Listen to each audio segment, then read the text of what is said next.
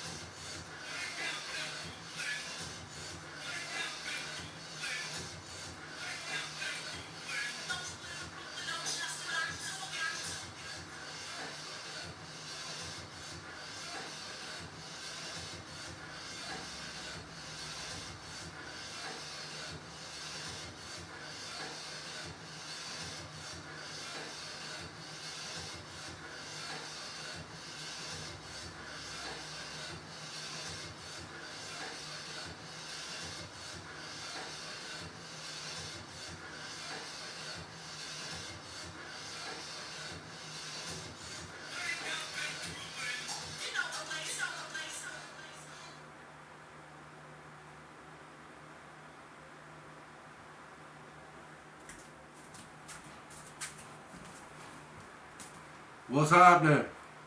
The time is 10:43 and the date is March 23rd, 2023. And the particular topic, or shall I say, this podcast segment is basically going to deal with my opinion of the difference regarding the fear factor that was admitted between LeBron James and Michael Jordan. Now, before I, give my little soliloquy on all this, I like to say basically I know a little about basketball. Or I know enough of it. I have enough experience. I'm not on par with those analysts on ESPN or Fox 19 or any other social media sports outlet. But again, I like to think I have enough experience to be able to articulate my opinion or my opinions on certain, topics regarding, sports, especially the sport that I love, which is basketball. Now, for me,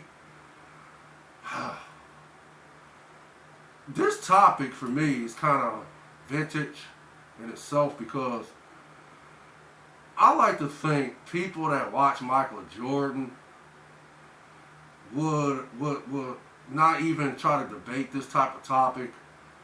But, unfortunately, we got to get our sports ratings out there. I mean, me, as far as in not my sports ratings. Because, again, this is a podcast. I created this podcast last year. I've been doing these videos. Actually, I was doing rough draft audio videos for a while. And I have somewhat graduated to doing live videos. So, keep in mind, Rome was not built in a day. So, I'm a patient person. I realize that it's a process in order to achieve your goals. So, this is a goal I'm going to achieve eventually. I'm going to keep putting in the work, and I'm going to keep, making sure that I can put content out here for my subscribers and viewers to, where they can understand when I'm trying to voice my opinions. So, again, for me, this is not even really a debatable topic between Michael Jordan and LeBron James because they're basically two separate people. And I like to think people know we got these two type of people in the world. Everybody is different. Nobody is the same. Every person that's living on this planet that Jesus and God has created for us to live on. As a matter of fact, this was supposed to be a form of paradise, but unfortunately, you know the story. Like I said, that's a different segment to talk about. But regardless, everybody knows that this basically is, it's just about people being different. And again, everybody's different in their own way. We know that. There's different kinds of people living on this planet, period. Everybody got different personalities. People think different. People carry themselves different and so forth. So, for me, it's like an easy topic to talk about, because if you do the eye test, you can answer that question if you do the eye test. If you know anything about basketball and how competitive basketball used to be. Now, again, this is my opinion. I could be wrong for what I'm about to say. But I do the eye test on pretty much everything that I watch on TV, or if I'm out amongst the public eye and so forth. I do the eye test. So basically for me, when I do the eye test, I allow my eyes to tell me, what's going on around me, or what am I seeing on TV, or I sometimes do the ear test. What am I hearing? So, for me, and this, I've already, in my mind, settled this debate. And I knew from the time LeBron James was drafted by the Cleveland Cavaliers at age 18, and I first saw him step on the court for the Cavaliers, and stepped on the court for the NBA, I knew what type of player he could have been as far as the fear factor. Now, if you look at these guys skill-wise, it's a no-brainer. Clearly, LeBron James' skill set, it surpasses Michael Jordan. Let's just be honest with that. I like to think, again, most people that know basketball and that's a fan of it, I like to think they will agree with me when I say that, yeah, LeBron James' skill set far surpasses Michael Jordan. He's much more faster, stronger. His ability to pass the ball was far better than Michael Jordan could ever imagine. His rebounding abilities was far better than Michael Jordan could ever imagine. Defensive-wise, I like to say they was on the same planet, if that makes sense. They were on the same planet as far as in their defense ability. But I would give a slight edge to LeBron, because LeBron could guard all 5 positions in his prime. So, overall, yeah, LeBron is the superior athlete between the two, as far as in their skill set. But, again, and I've been going back and forth with this with my inner circle, and this was years ago. Like I said, I did this debate years ago, and I've been done with it since. And we always agreed upon one thing. The thing that separates LeBron James from Michael Jordan is the fear factor. And the way Michael Jordan invoked fear on the basketball court during his playing time in the 80s and late 90s. Jordan was the face. He was the face of the NBA. Once Michael Jordan got past the bad boy Pistons, it was over. It was over. Couldn't nobody stop Jordan. And again, I've never seen a basketball player ever invoke fear the way Michael Jordan invoked fear on the basketball court. Michael Jordan, let's just say, Michael Jordan was a straight assassin. He was a straight narcissist type basketball player. Straight, let's just say it, straight killer. Straight killer. I mean, the killer instinct Michael Jordan had was beyond a level that, again, I've never seen a basketball player ever invoked on anybody. The mere mention of Michael Jordan's name, and we all know this back in the day, during, like I said again, during when I was playing basketball, and not professionally, I didn't even play on the collegiate level, I didn't even play on the high school level or the collegiate level, let alone professionally. But I still played, on the playgrounds. And I played some organized ball, but it's nothing to sneeze at. But when I was playing it, I know how competitive it was. It was about, it was war. It was literally war out there. It got to a point where we got in fist fights. We was talking about each other's mothers. We was, ready to pretty much talk about anything. Anything goes. And if you couldn't handle it, oh man, you gotta get off the court. It was just that simple.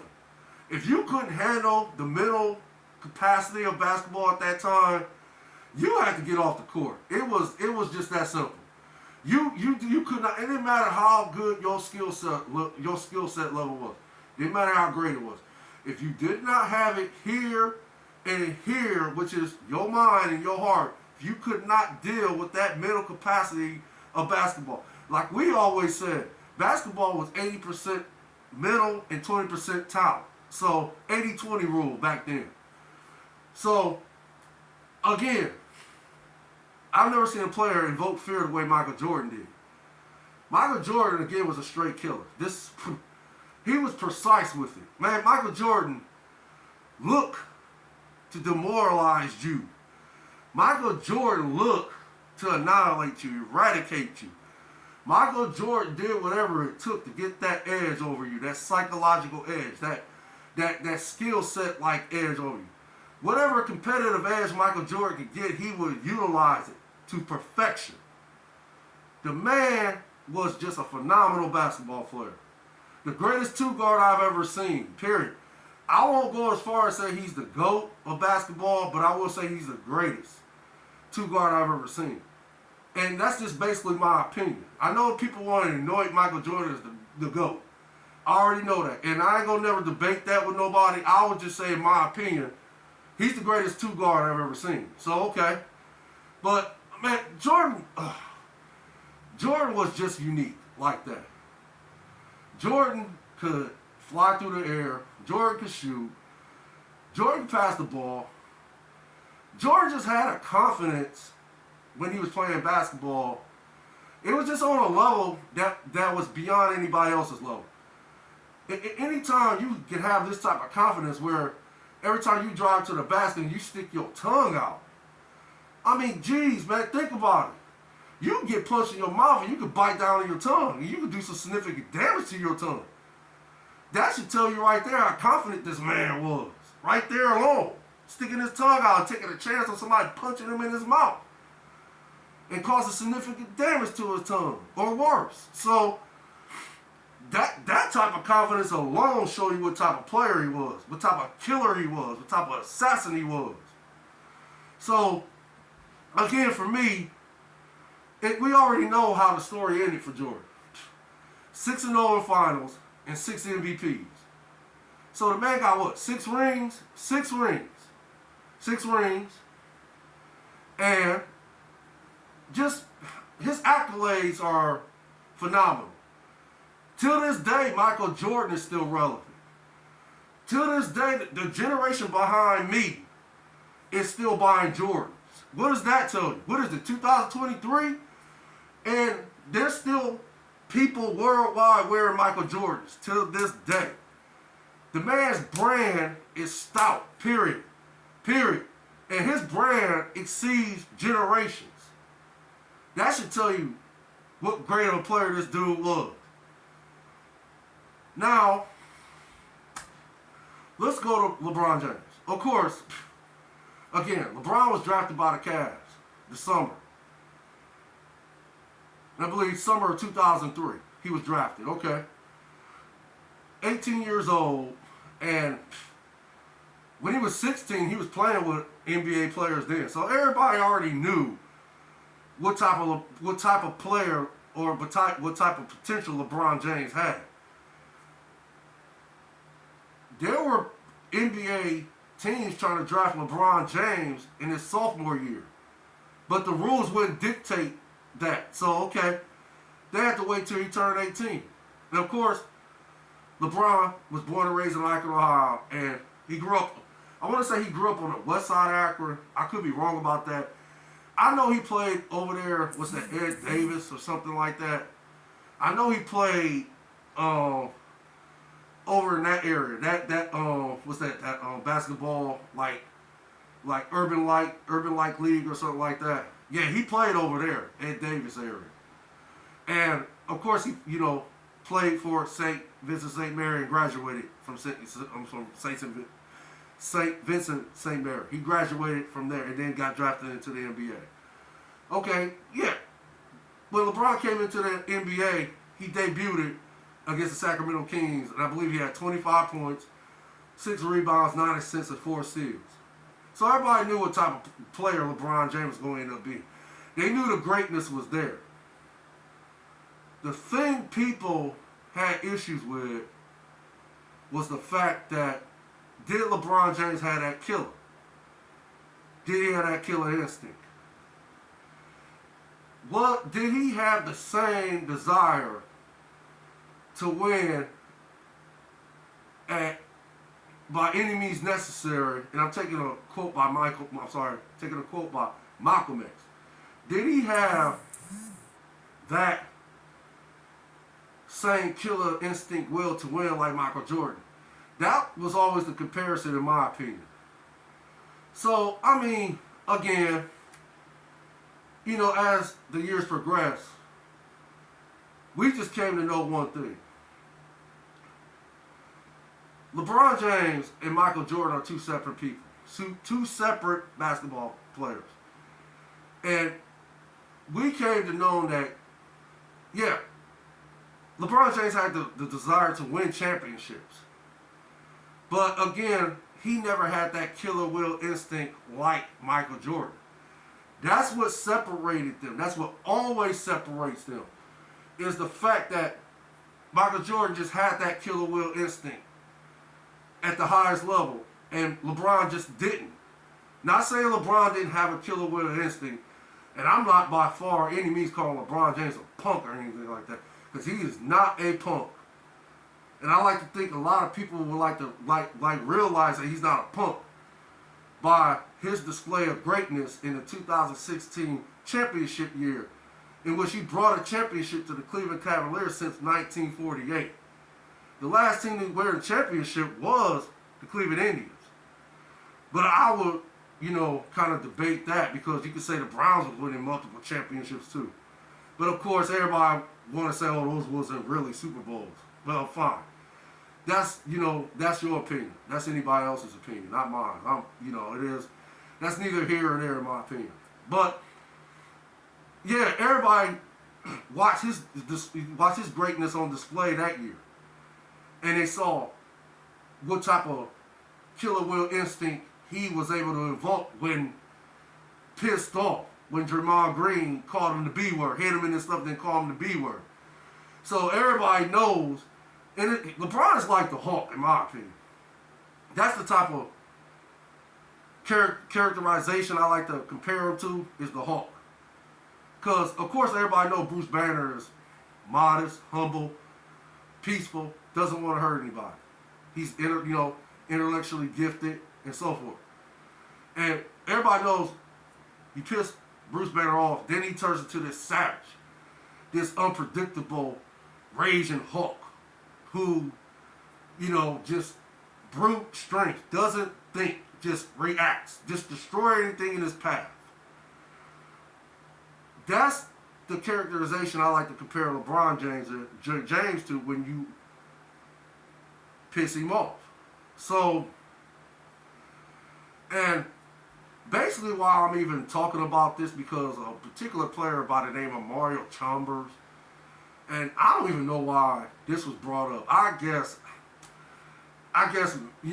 his career's been over. Gosh, I want to say he's been out the league for years. I can't remember. I think the last team he played for, and I could be wrong, was the Memphis Grizzlies. That's the last team I remember him playing for. But I mean, come on. Let's just be honest here. Everybody knows LeBron James made that man's career. If it wasn't for LeBron James, I don't even think Mario Chalmers would have lasted long as he did in the NBA. That's just my opinion. Again, could be wrong, but that's just my opinion. But yeah, a comment was made by Mario Chalmers saying that nobody ever feared LeBron James in the NBA, and that Michael Jordan was just that dude. Okay, his opinion. And to some degree, I would agree with that years ago. Now, I don't know. I'll say it like that. I don't know. Because today's NBA is just, it's just not competitive in my opinion like it used to be. It's too many friends on the court. It's too many people who are cool like that. They, played in A&A basketball, AAU, that's what it is, AAU basketball as teenagers, and then, growing up together, playing against each other, being, friendly and all like that back there. And it just, it just transferred into the NBA, where everybody just buddies. Everybody singing Kumbaya songs and stuff like that. So, again, for me, it's hard to decipher today's NBA, but it's not hard for me, but a lot of people will say that I'm wrong. I like to think that. But again, I would agree with Mario like years ago. Now, I like to think, I like to think that I could think of a couple, maybe a couple teams that were scared of LeBron back then, that feared LeBron, not scared, feared LeBron. And I like to think the 2007 Detroit Pistons team, I think they feared him. Because, again, LeBron was just coming into his own. LeBron was starting to manifest into this great player that we know of today. What he did to the Pistons that year in the Eastern Conference Finals was just devastating on all levels. So, the game in particular, it was a game 5 of the series.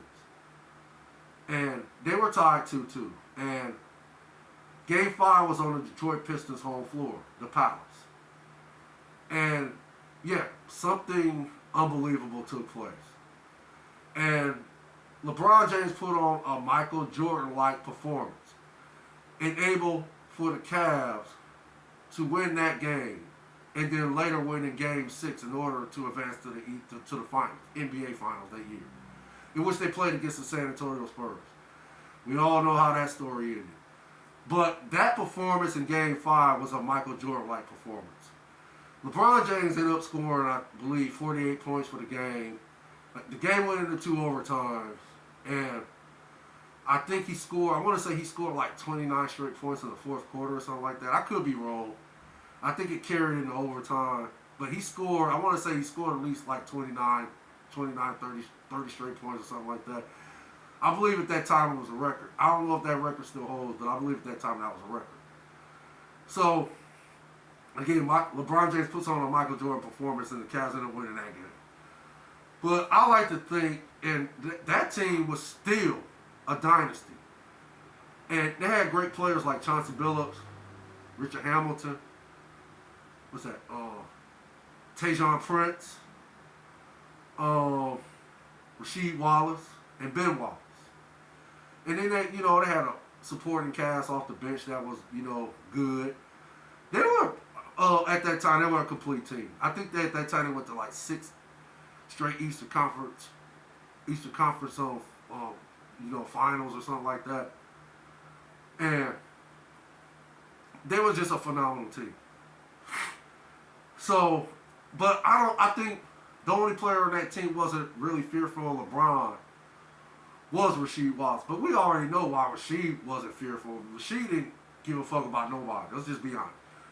Rasheed was just that great of a player too. Rasheed had that somewhat killer instinct. Not like Michael Jordan, but he had a killer instinct. Rasheed just didn't give a fuck. Rasheed wanted to win by any means necessary too, and he just You know, he just was that passionate about the game, just like Michael Jordan was and all the other great players. They are passionate like that in order to want to win at the ultimate prize, to win the ultimate prize, shall I say, which is the NBA World Championship. But I don't think Rasheed was scared of LeBron, was not fearful of LeBron at that time. Then we go to the Boston Celtics. Paul Pierce, Rajon Rondo, Kendrick Perkins, and Kevin Garnett. I don't think, matter of fact, I like to go on record and say, no, they didn't fear LeBron at all.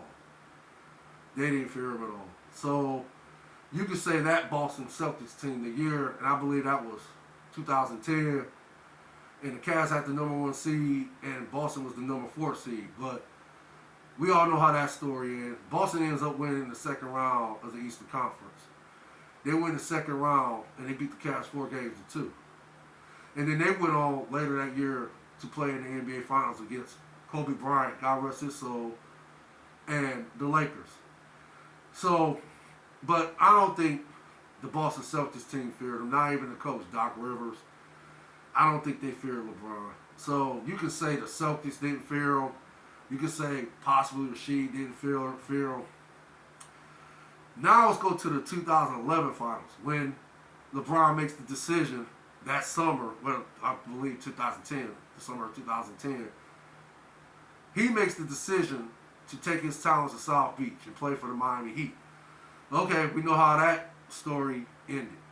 They ended up going to the Eastern Conference Finals. I'm sorry, they ended up going to the NBA Finals by defeating the Chicago Bulls 4-1. And even on that team, I don't even think the Bulls feared LeBron that year.